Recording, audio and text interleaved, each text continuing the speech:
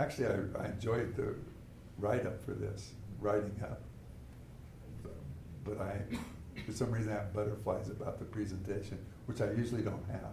I'm usually like, this is really cool. So that represents to me that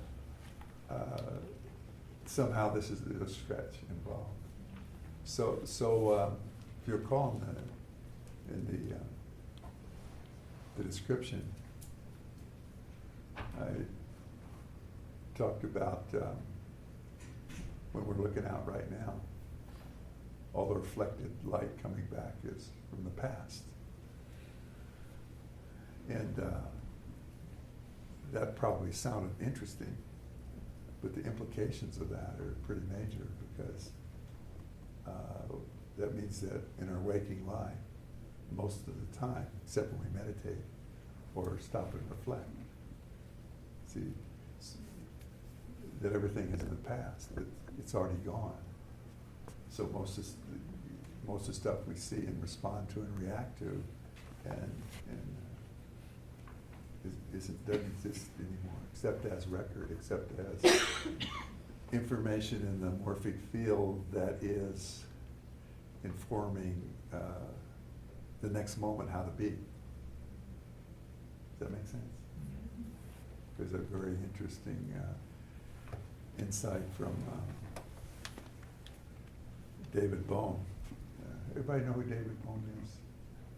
No. You should expose yourself. Especially if you appreciate science, and where science overlaps ancient mysteries.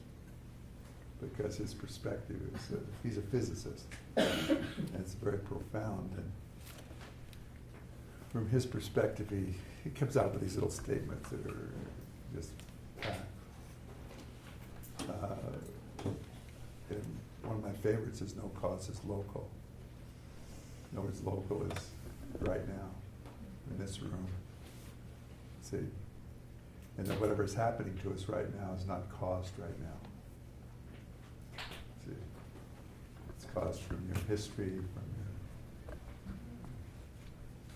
past responses, from the beliefs you decided, from the context of the school itself, perhaps even the history of making buildings.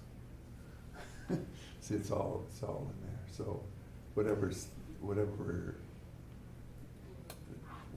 in the past, and whatever the anxieties we're producing about the future, see, they're all forming this, so past and future.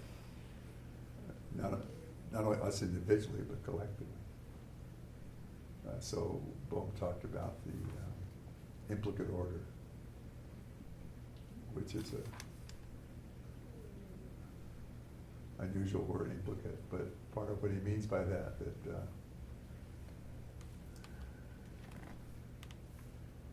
just taking the word implicate, that everything you do has implications. See, it's part of this field. And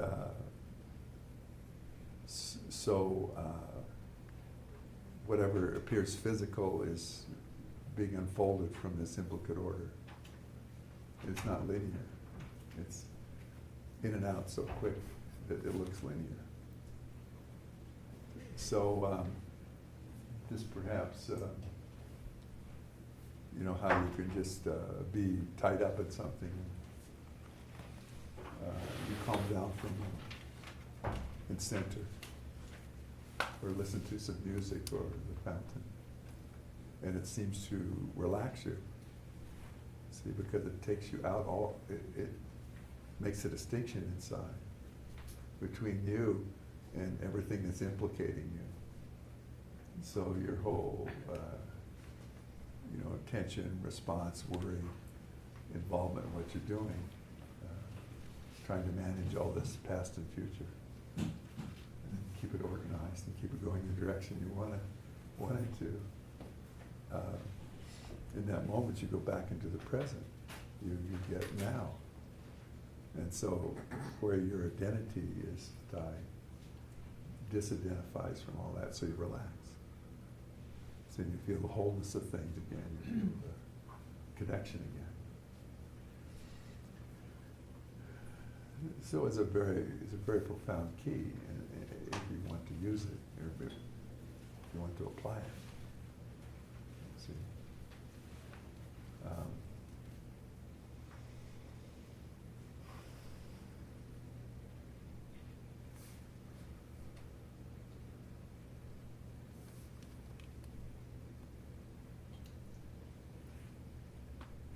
So just being present to see if there was any other implications to that statement that I needed to talk about at the moment.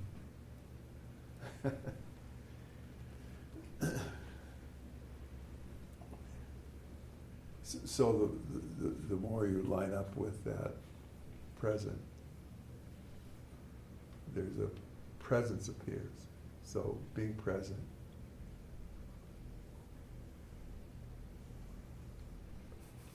And then there's an energy I call presence. It starts manifesting. In other words, you start to become conscious locally of the implicate order, which is making the moment. Does that make sense? And so the more we're awake in our body, the more we're practiced in not clearing up all of our issues, but at least realizing that the issue is not the issue, it's our relationship to it that's the issue. So as soon as you get to that point, you have room to maneuver. So you have all these wonderful issues and areas of lack and trauma, and they're just like, I don't know, a tour guide. They're not definition, they're not you. It's like all your feelings are just information about what's going on in the implicate order. And not a definition. See? There's this wonderful, I had no idea how I was going to approach this, so I just prepared more globally. So,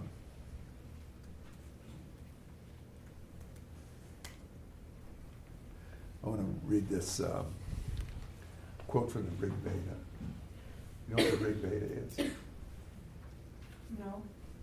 That's good. More people knew about the Rig Veda than David Bohm. And it's very similar. So the Rig Veda is probably one of the most ancient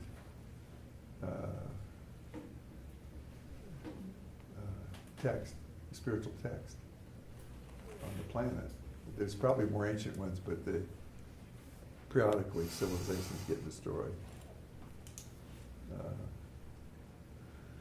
So we don't know what they wrote, other than in a lot of ancient writings, there's the impression that there's a carryover, like material came from a more distant time, and that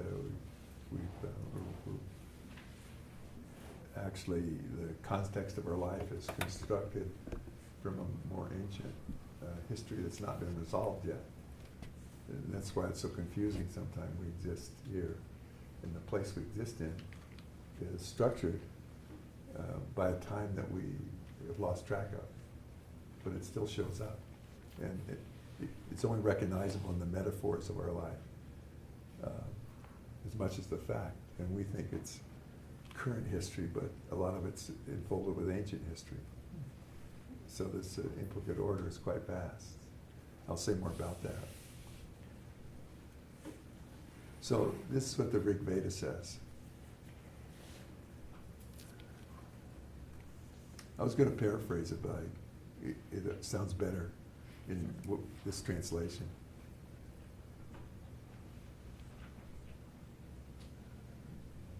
There is an endless net of threads throughout the universe. The horizontal thread are in space. The vertical threads are in time. At every crossing of the threads, there is an individual. Oh, good. Oh no, it came back. I thought I ran out of battery. Let me start over. There's There's an endless net of threads throughout the universe. The horizontal threads are in space. The vertical threads are in time.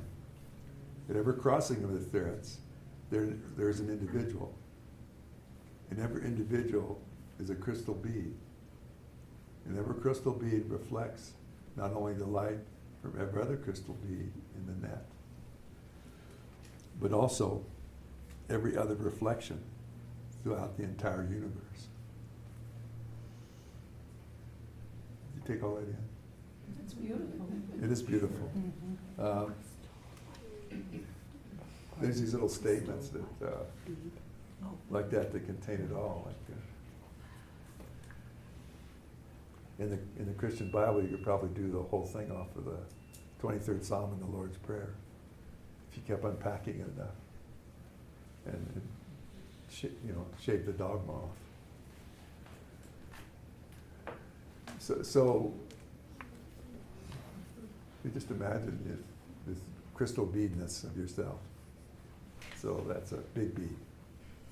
Well, in terms of the universe, it's a tiny bead. But in terms of your personal experience, it's huge, right? It's a big bead. It's like Little Bird and Big Bird, I guess. You didn't know that they were implanting metaphysical messages in Sesame Street, but we can't help ourselves. So there's this bead, which is your personal space.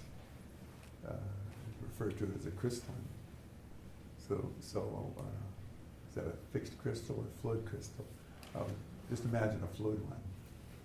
And there's an intersection there that it's what gives that bead reality.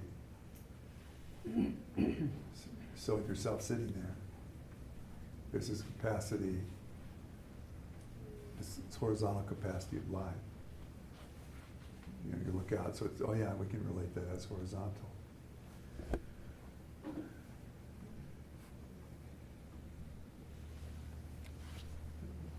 The part about time being vertical, where it ties in with Bohm's statement, in which time isn't a sequence, time is now. It keeps coming in out of the physical. In other words, like when you see a movie, well, it's not, now that it's electronic, it's not so much so, but in the old days, back in the day, when the film was this celluloid strip, they had to have enough frames so that there was the illusion of continuity. So there's a bunch of stills. So that's the way life is, according to quantum physics. So when time is now, there's a very profound statement about what happens when we are present enough to feel the presence. See, the presence is a quality of being lining up inside. So we have this center that is a quantum center.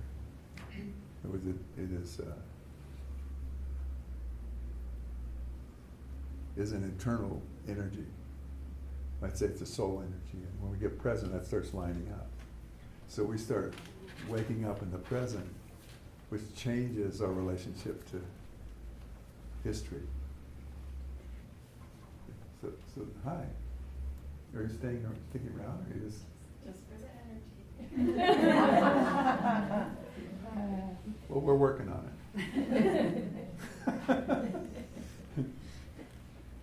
A few more rounds and we'll have it up a few more levels.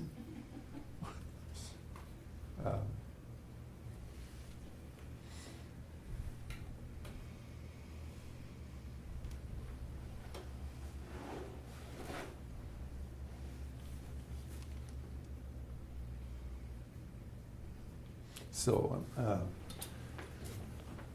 probably should start some diagrams. Sometimes I just skip them. Visuals help sometimes.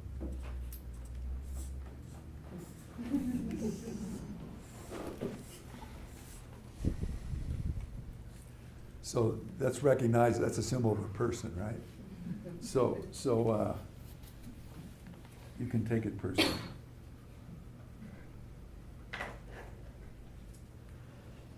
So we just looked at the Rig Veda quote. I hope you're still looking at it. So there's this vertical one that's time, and the horizontal one that's life. I'll do some more at this later, but this will get us started.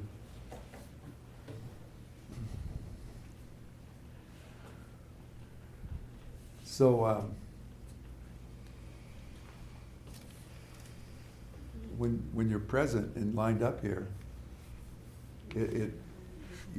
your self-awareness comes from the implicate, or the implicate order, or the wholeness, rather than the out here. It's all reflected back to you. So that starts to disidentify you with all your unfinished business. You still have it, but you have to settle it. That's why they call it unfinished business. You know, your bigotry, your pettiness, your lack, your victimization, your megalomania, all these little scenarios that we run. Some of us run them in big ways, some of us run them in little ways. But if you're part of the whole, you're still participating. Like I said in the Rig Veda, your little present person reflects everything in everybody else. That's good news and bad news. The good news is that what you do in your bubble reflects into all other bubbles and all the other matrix. See, that's the good news. So every time you're in the presence, you're reflecting out, you're loving your soulness. The soul carries resolved history. It doesn't carry unfinished business. It's the wagon behind it because you're still responsible. But so when you're in that presence, you're more in the soul frequency. So you start reflecting out into the matrix and out to everybody else. The loving and the resolution and the grace. That makes sense?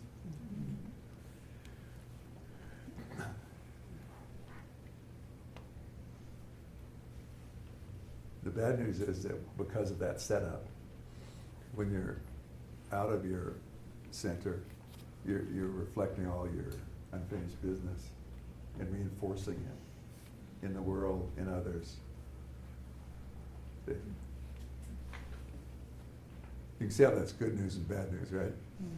Because it's very challenging to stay lined up, stay in that presence. Because you have a little, even your preference, if you get reactive about it, you reflect destruction. Yeah. Could you define unfinished business? Oh, like, say somebody injured you and you haven't resolved it, so you judge yourself as a bad person, or you want to get even with them. Thank you. Right now the election's kind of cranking us up. See, so you get all disturbed about the candidates one way or the other. See, and when it pulls you out of your center, you know there's unfinished business. Because you're not at peace with yourself and secure in yourself. You're still relying on manipulating the world for your own safety and your own peace. See, now that's a deeper challenge, but it's still unfinished business. Thank you. See? So you probably notice these things in your life. And so hopefully we sit down each day and reflect on these and do a little forgiveness or a little reconciliation, a little whatever your practice is, to release things, to resolve judgments, to make peace with your past, to make peace with yourself, because that starts dissolving those things that pull you out of being present. So it's a two-pronged approach. You do your work cleaning up your little bubble. It's all right here. And you do your work identifying with, through meditation, through some kind of contemplation and spiritual practice, reading uplifting literature, you practice getting acquainted with that center self that's out of the center. When it's lined up, accesses reality out of creation. In other words, the deepest implicate order is beyond the matrix of life, the universe that makes up this structure of life. Maybe I should draw another circle out here. This is not the scale, incidentally.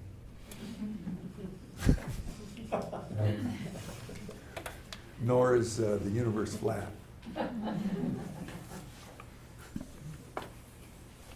So this usually symbolizes a mirror. Call it the cosmic mirror. And outside here is like formless. In other words, it's not fixed. It's moving all the time, moving on itself.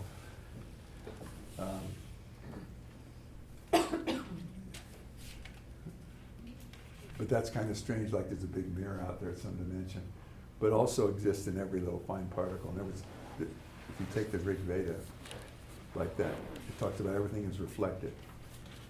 That's a mirror. So there's this cosmic mirror that permeates everything and holds it. So our deepest alignment sources outside of that. That's a lot of practice and a lot of alignment. So just our intention, if we can link up with this. So the more we do any kind of spiritual practice, the more it informs that state, and the more that we subtly re-identify ourselves with that. And the greatest symptom is unconditional loving, peace, joy, enthusiasm.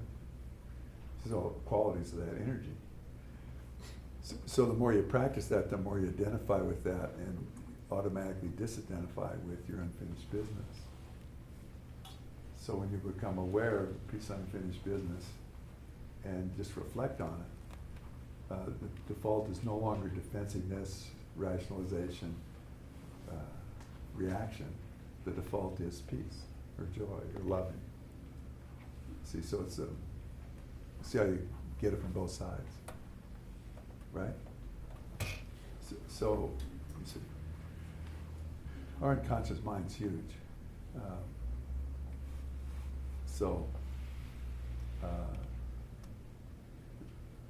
There's a lot of forces there. Some of it's personal, some of it's cultural, some of it's family. So also in this sorting process, say you have a family history, if you think you're like an orphan, you still have a family history. They're doing all these genetic tests right now that show you have a family history. It goes back a long time.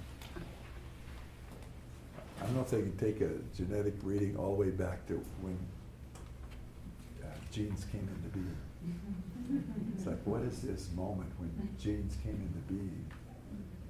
And what did that do in terms of creating this little crystal being? You missed the quote on the Rig Veda, so I can't go back.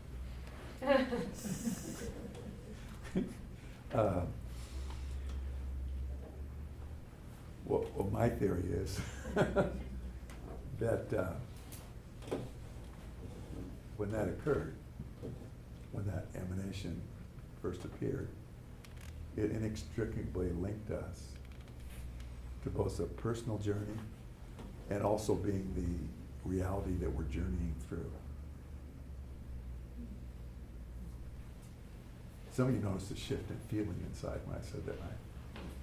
That's good because you're in the reflected. You reflected in like, huh, curious. If you went, oh no, that's impossible, or that's against the Bible, or whatever, you pull yourself out of it. You missed it. But most people just went right into that, like, wow. So there's something at the center of me that's where this time and life vector cross. See, that's somehow the first cause of everything. Different traditions talk about it differently. Like in the beginning was the Word, and then like is nous, or the first emanation out of spirit. So they all have some version of this to reflect back and describe it, that there was this event. But the implication here is that this, whatever this process is, you and God started out on it together. So there's maybe there's a quid pro quo between us and God. See, it's like we live out the personal experience, and it takes care of the universal. It takes care of everything else to make it work for us. Well, that's, if you come down to the thing of David Bohm and the physics and this and the Rig Veda, there's this constant communication going on all the time. See? So whatever's still in your unconscious is constantly communicating with everything else to prepare the next moment for you. So the next moment that's approaching you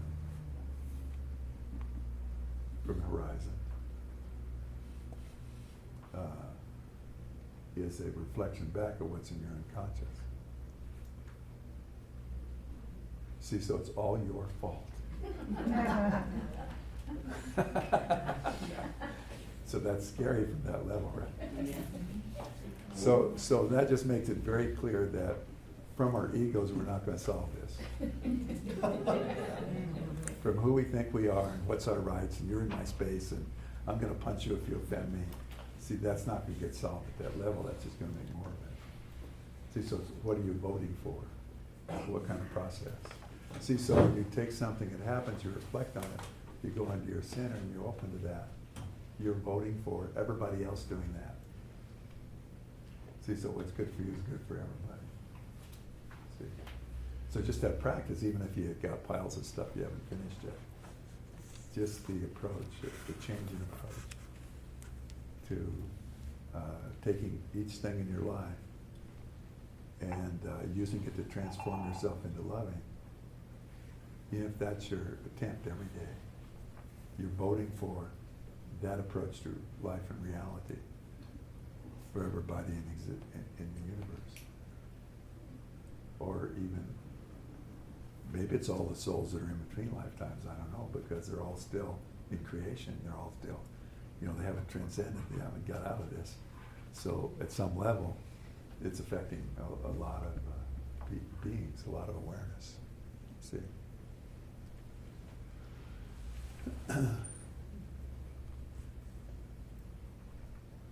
How you doing with that? So far, so good? Yeah. See, so just getting a clear picture is helpful. See, we start holding that in our imagination. If you're not a visual person, you're a more sensual person. And, so it's a sense of space and visualization. So it's more of somatic visualization. Doesn't matter. It still works, but when you get that visualization, see, and hold it, it starts creating conversation. It's like a library where you access what you focus on. So you focus on this information about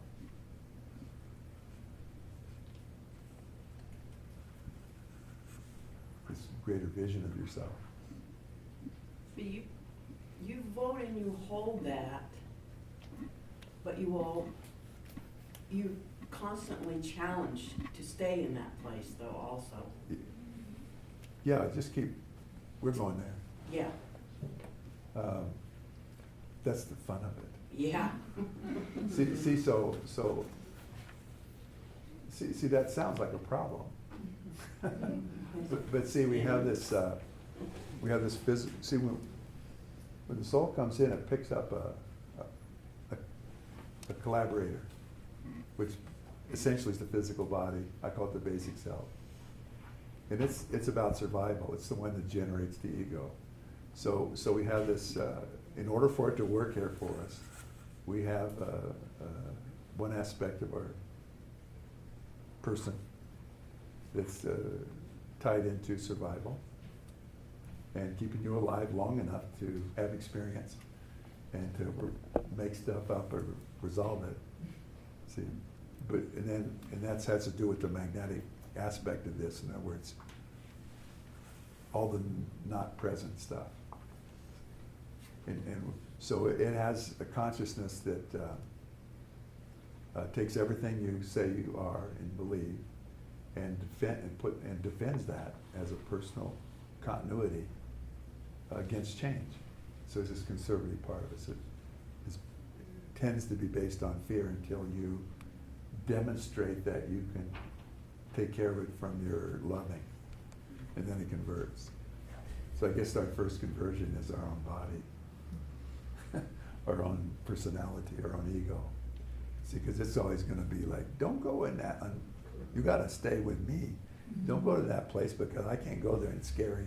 And it feels like disillusionment to me. It feels like annihilation. So you have to work on that, see.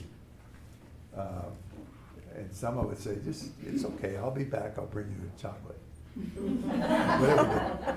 Or this energy is really sweet and I'll share it. But after a few times, when you're able to give yourself just peace and joy at the end of the day, you're going to convert your body to that, because it feels so good as it runs through the body that it's going to want more of that. So you just have to change your addictions to the soul and get them off of, you know, whatever other drug you're taking or belief system you're running, or what crowd you join and juice yourself up with some kind of slogan. See, those kind of addictions. The body will go for it. So it takes a while, and so that's her statement's a good synopsis of the challenge where you're working with this.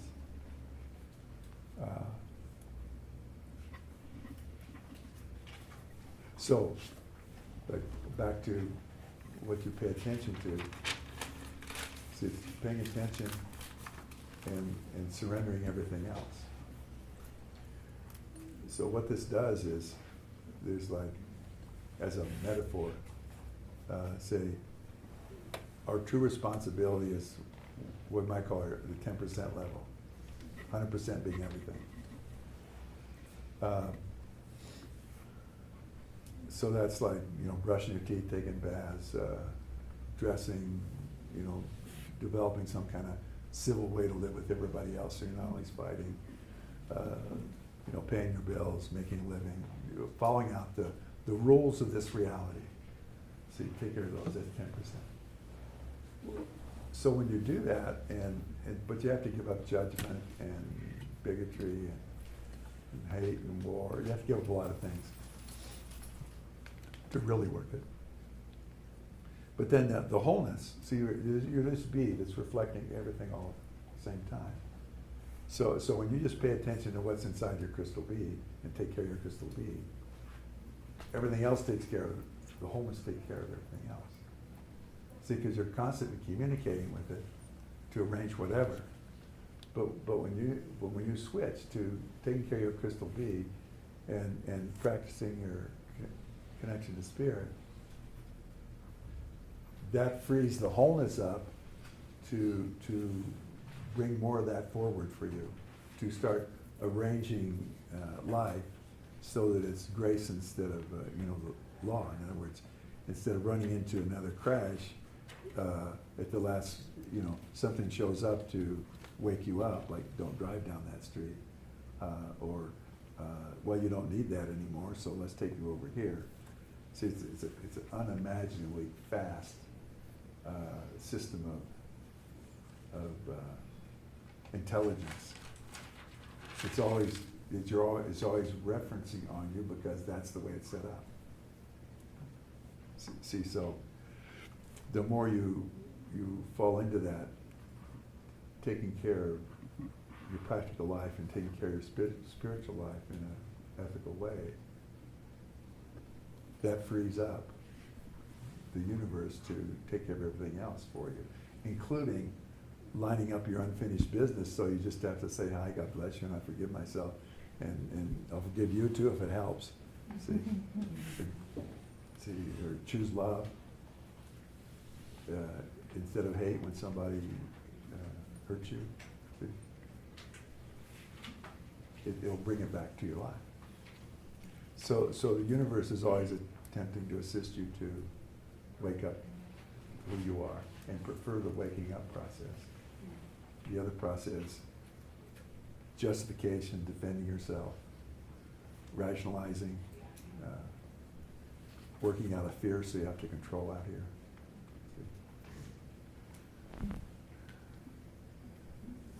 So, part of my practice is to assume have some kind of responsibility in everything that exists that I become aware of, because I'm here.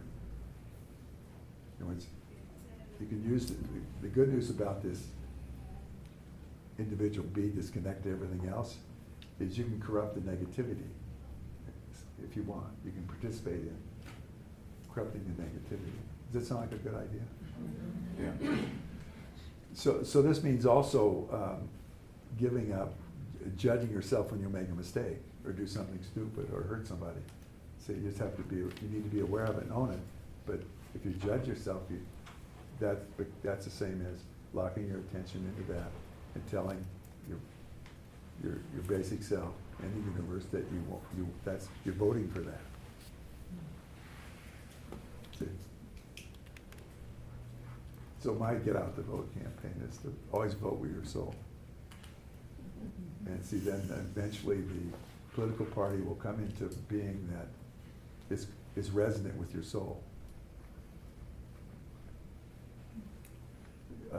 You know who Ralph Waldo Emerson is? True American. Anyway, so he made this great statement. He said that the destiny of the United States, he's one of the American transcendentalists, the destiny of the United States is that for the first time ever, a nation will be created out of the souls of the people, of the soul. See, so that's exactly what I'm talking about. So somehow this country was part of its founding, part of its place in things. See, God plots too, but it has to do it through people because it's unconditional love, so it needs somebody that can break the rules in order to fix the rules. So that's us. That's the purpose of the individual. That we can do things because we have a foot in both worlds. We're in this reflected reality that's dualistic and against, and this divine reality that's unity and integration. And so by doing that, we can translate this energy. See, so you go back to that quote from the Rig Veda that, that's a cool way to set it up. This unity is, can be good news.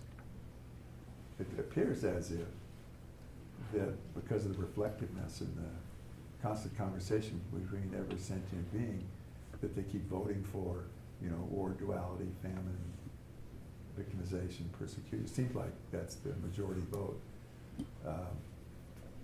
But I also see evidence on the planet that folks are getting tired of this, right? So I guess people in this room got tired of it sooner. There's gotta be another way. One of the ways there's another little piece I want to put in here, just so you can get it in your visual. So there's these, we might say there's, this is to represent dimensions of consciousness. That's your space, but I'm kind of combining two. So you have, say you have your imagination or astral level, and you have the causal or emotional level and the mental level. And then you have the archetypal or the unconscious, and also you can use this personal unconscious, and it goes out and it's mixed with the collective unconscious. Well, so depending on where you're aware, the depth, the dimension to which you're awake within yourself. Probably, if all you had that experience where you awaken to a deeper insight about yourself and kind of shifts everything. Yeah. Well, that's not the last one. However great it was, it's what the Maharishi say, when you're meditating, don't pick the first flowers. You know, just keep going with this. So depending on where you're awake, there's like this is a symbol for an eyeball. See, so this is you. Well, you woke up here and you look back at yourself. It's just like you look at the different religions and spiritual practices. You can tell what, if you look at them from this viewpoint, you can tell what level or dimension they're awake to by what they put out, how they see themselves. In other words, that becomes their cosmology. So cosmology is your perception. And so your cosmology is going to shape how life relates to you and how you relate to life. So that's the part you choose to wake up to and to live in terms of. And so that limits your spiritual vision to here and tells your physical self that's the continuity I want, is to preserve that reality. That makes sense? Yeah. So the more you work on this, see, ideally there's a, you know, and also this symbol represents, you know, you're here and you're looking at life. Life's also looking back at you. So that's this business of you know, the future approaching you from everywhere. So life's looking back. So we say, well, God's looking back. And so, but then, so God's looking back and doing what it can. But then you say, I want to confine God to looking back only from this level. See, so you start projecting out into God about what it's supposed to do and how it's supposed to make it, what it's supposed to do for you and how hot it's supposed to make your coffee and whatever else you got going. But all the time it's sitting up here looking back with unconditional love. Well, so the more you wake up to this centeredness, this soulness, the more you start looking back from here, which is unconditional love. So it starts waking up through this whole field, that frequency. So you start looking back from everywhere at yourself with loving. See, so that's becomes pretty fantastic. You're personally identified in the body as loving, and then you're looking back from everything from the loving. So that means whatever's going on, you, instead of stopping at, oh, there's just this violence went on, just this war went on, you see that because it's contained in your perception, your cosmology is bigger. But when you look at it, you're looking at it from the loving. You're looking back at yourself from your loving. So you see it in the context of your loving. And loving, rather than the violence, rather than being restricted to the violence that's going on. So you can see how that gives you a much broader viewpoint and a lot more freedom, right?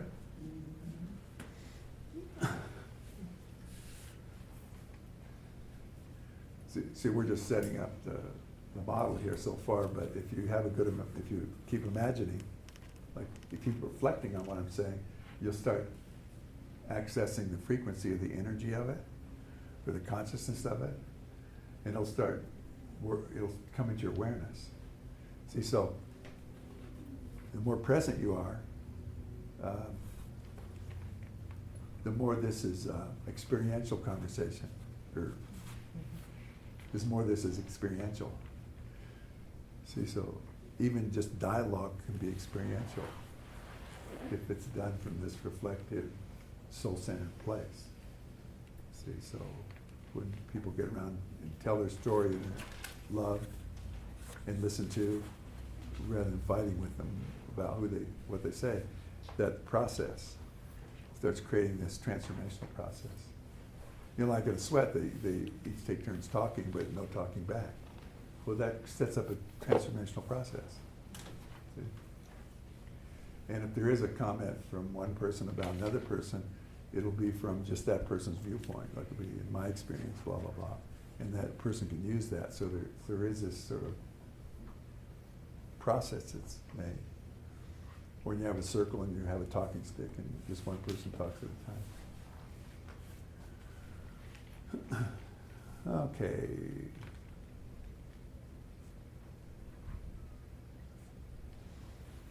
sometimes you have to wait and let things settle out, because, I mean, in your own personal experience, you know how challenging this is to put words on things that are going on inside of you, whether they're being presented to you by your own inner teacher or your own, spiritual source. Because in the spiritual mind, it's a simultaneous thinking rather than linear thinking, or rational thinking, or intellectual thinking. So yeah, if you're not on if you're not looking at the receptacle that receives the answer, you can't quite get it. So we always have, so the only way to deal with that complexity is the more present you get, the more you're going to speak from only what's relevant to the wholeness and the resolution of the wholeness. So the more you're in the presence, the more your speech is going to be precise and accurate. See, because you're not putting on your mind, like, oh, my mind's got to take this and say this. No, just your awareness, the courage to speak from your awareness. So because sometimes your little judge here is going, don't say that, they'll crucify you. I said, well, how do you know? I said, because they crucified you last time. I said. See, so we're not dealing with no evidence here. There is a certain hazard to living and working here.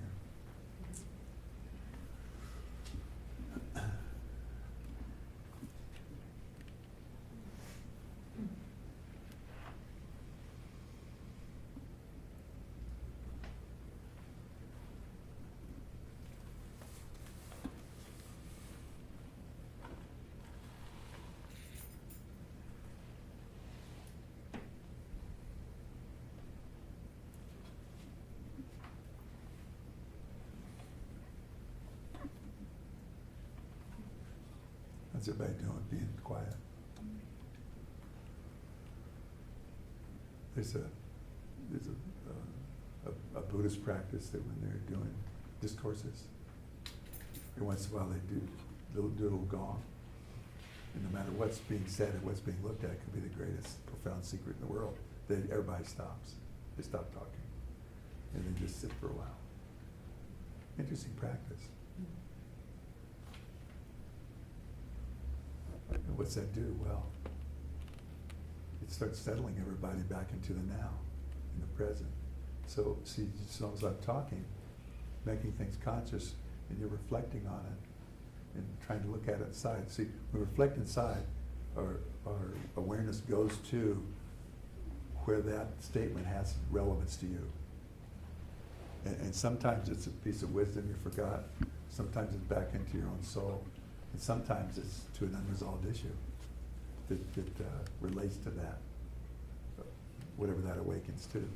See, our issues, we either live them out through experience and experience them enough to change, or we wake up to the purpose of that issue being in your consciousness in the first place. And when you wake up to, oh, this was to teach me more loving, this was to let go of my guilt and shame about something I did. As soon as this wakes up, this no longer has a basis of existence. That makes sense? So it just dissolves. Or you can live it out and get ground up by it and say, I give up, and then you got it settled. See, or I'll never do that again. See, that's you switch, and so you never do that again. Or you just get bored with it. I think, or was it Rajneesh? He used this a lot with his students. You just keep doing it until it gets boring. See? No. One more night of lust. That's kind of boring now. See, so they'd be through with their lust karma.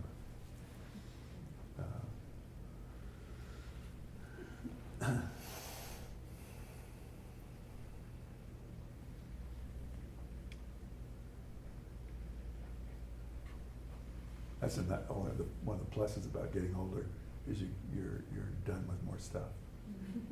So, not only don't you have the chemistry for it, you've just been through it, like been there, done that. So not as a dismissal, but it no longer has a hold or pull.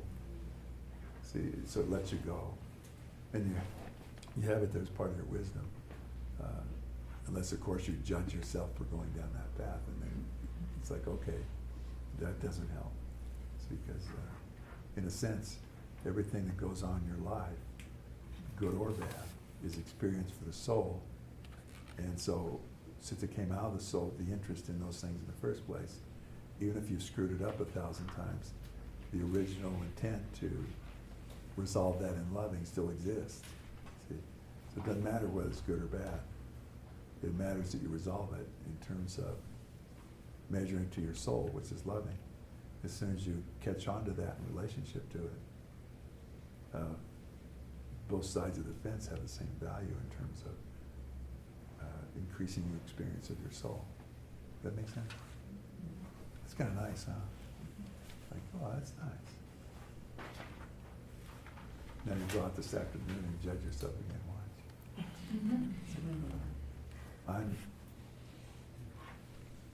Grace is harder to vote for sometimes than you think. Well, I guess you said that earlier.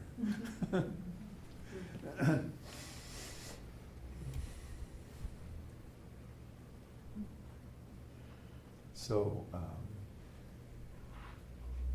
let's just extend this big present. See, so you may discover that the more you get present, the more things change around you, the way it looks. I notice when I'm just present,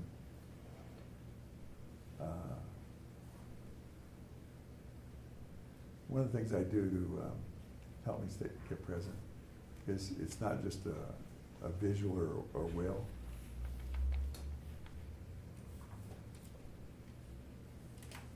That's another thing that's interesting. It's like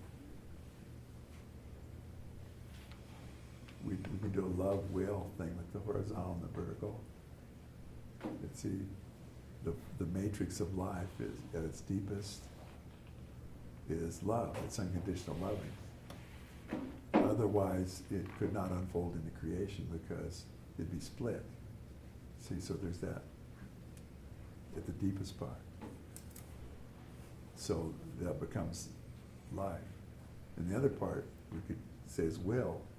See, even in the development of organism, it starts out with the heart. And then the organism starts producing the nerves and the stuff that becomes the brain. See, so the head center is about building consciousness in the context of a loving creation. See how that works? Heart keeps you in touch with creation. The head center part is the spiritual intelligence we're developing, and the ability to focus and to track and to do and to connect personally emerges out of that. So if you think back at my original statement about, well, in the first cause, we're both of those. See, so it's in a sense where we have this heart, the deepest part of our unconscious is love. And out of that we're building this, being conscious of that. And that's the will. That keeps intention, the intention behind something, the intention to do something, that plays that will to it. Paying attention, holding your attention, and letting go. See, when you hold your attention, that's the will. When you let go, that lets the loving have its way. One of my,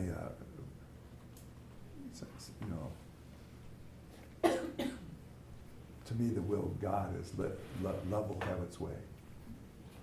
So when you hear people talk about the will of God, they may think they know what they're talking about.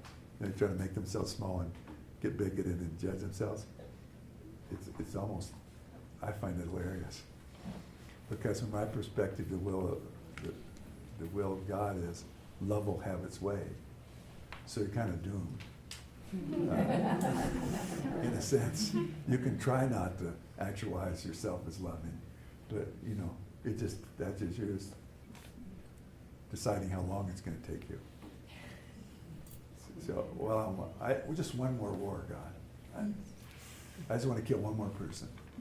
See, and then I'll go be loving. It's a little crazy. Oh yeah, we're going to do a little practicing presence.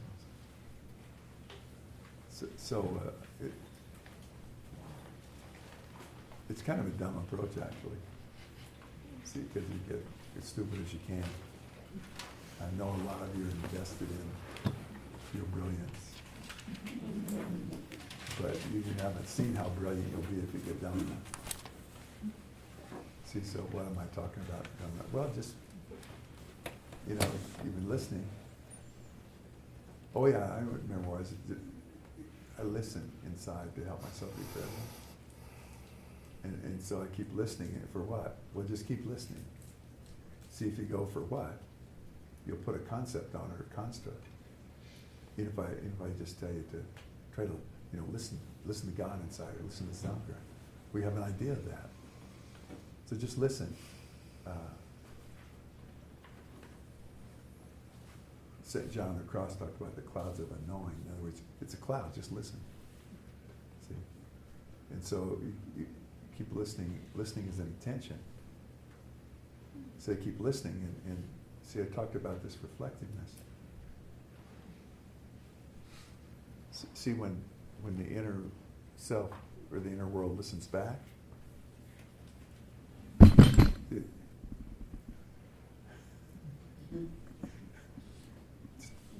stay in your body there. You're working. You don't get to do this present. You have to stay present. Don't do the meditation. She can, because she comes back and the camera's still sitting there. But see, that's a mic he was holding. See, so it's listening. So I guess a little emphasis. Right? Listen. See, and it does the most amazing things when I'm listening, because it'll start changing. It'll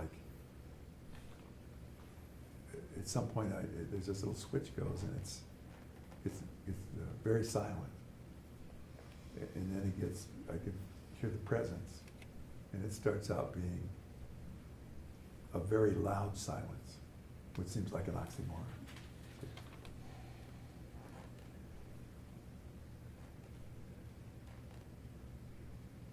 So also, we mentioned the head and the heart. So the heart's about loving. So it's the field, it's the context, it's the receptacle. So it's like a basket. So you get the receptacle going. So you're being present. You're aware of your body and your space. And so when you go aware of your body and your space, you touch into your loving. Even if you have to actually touch your heart, your hand, wake it up. See, so you bring that loving into your space. So that sets the receptacle of context. See, being present. So that's the reflexivity of presence. And so then you add to that. And we'd extend it into putting your attention in the center of your head. See, both those are on the midline, the center. So both the head and the heart always are in the center alignment. They have the torque to bring it right into that. So when you focus in here, at first this is more visual, but there's also an inner hearing. But see, when you focus there, in the pineal, there's it's like a switch. So when you pay attention to it, having already stepped into your loving, and hold it there. Sometimes if your mind is too busy, you can just give it something to focus on, like God bless you, I love you. Referring to yourself or whatever. And that gives the mind something to be busy with, so it gets out of the way and lets you go past. But anyway, so that focus begins to activate that. See? So your attention is into that loving and that awakening.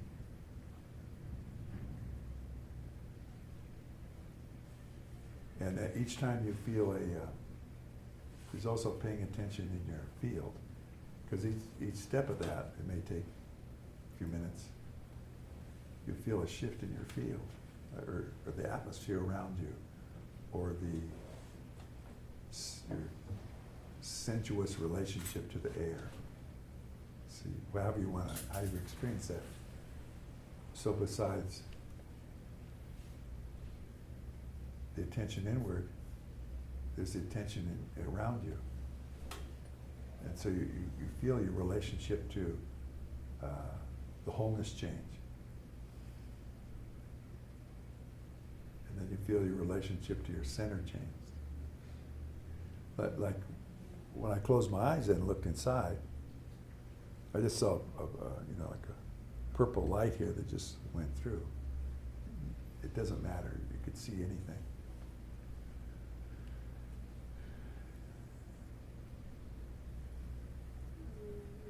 So it's not a matter of being stressful. It's a matter of letting go while you're paying attention.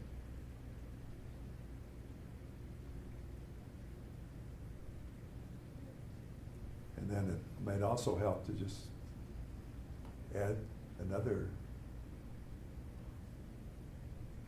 focus to your presence, and that's your breathing. See, it's the rhythm of life. So every time you breathe, you communicate a vibration. So if you're in your loving, and in that inner focus, the inner listening, see, every time you breathe, it's like you're saying, make it so, make it so, make it so. Because you're breathing in and out. So you're taking the energy from life, breathing it in, mixing it in your heart with the frequency that you're paying attention to inside, and then you breathe it out.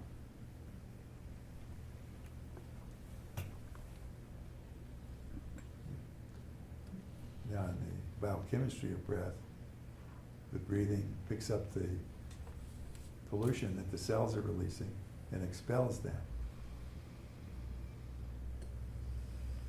So that the more you are present, the more you're expelling negativity from all the dimensions of yourself out to your breath, because you brought them into connection. So your presence and your loving, and your presence and your focus into your life, or into your soul.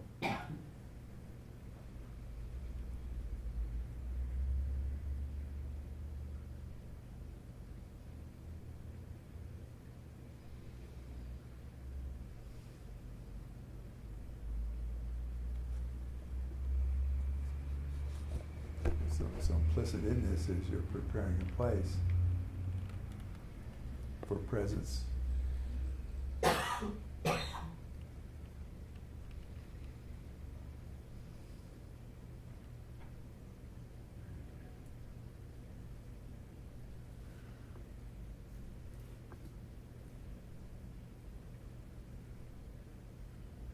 It's very familiar because your being is integral to the being that's becoming present in its wholeness.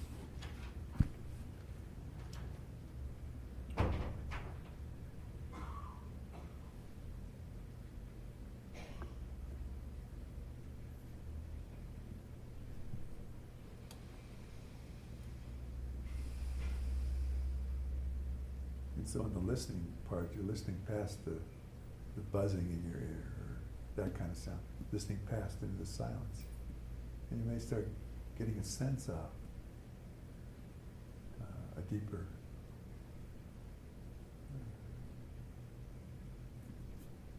kind of serenade or music or tone, sound.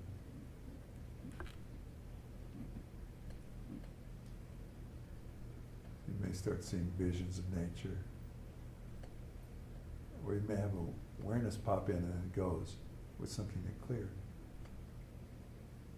So when something comes up, rather than getting distracted intellectually by figuring out how to solve that problem, just let the awareness come and go. And the wholeness will take care of it. Your awareness of your loving in relationship to it.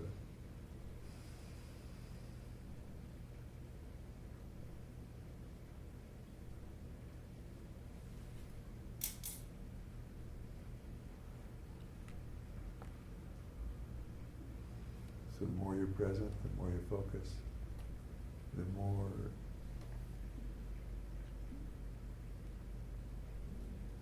the attention of life, of love, of God, turns toward you. So it's this reflexive action starts. It starts you moving inside. And so you may have a sense of shifting to even, it's an odd thing. The more present you are, the more you're in the movement. David Bohm called it the holo movement. He said everything's limited or held in the holo movement. So you switch over to yourself as movement of spirit that's always present.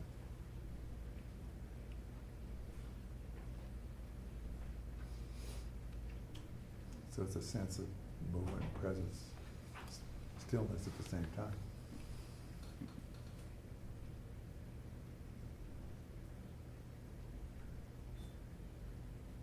Sometimes that just expands your sense around your physicalness. And sometimes it takes you out of your body. Just trust whatever it does. Often it does both. You kind of bilocate.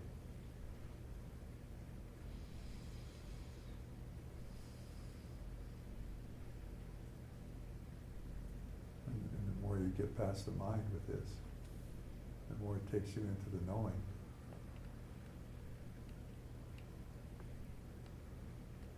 Direct knowing.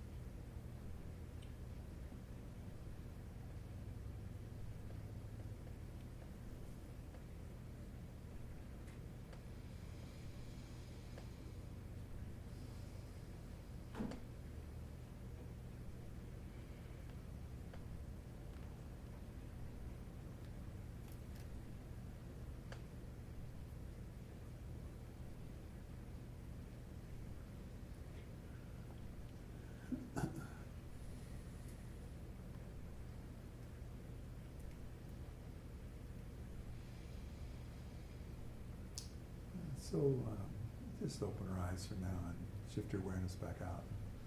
Let's take a little break here. And then we'll go into some other perspectives on this.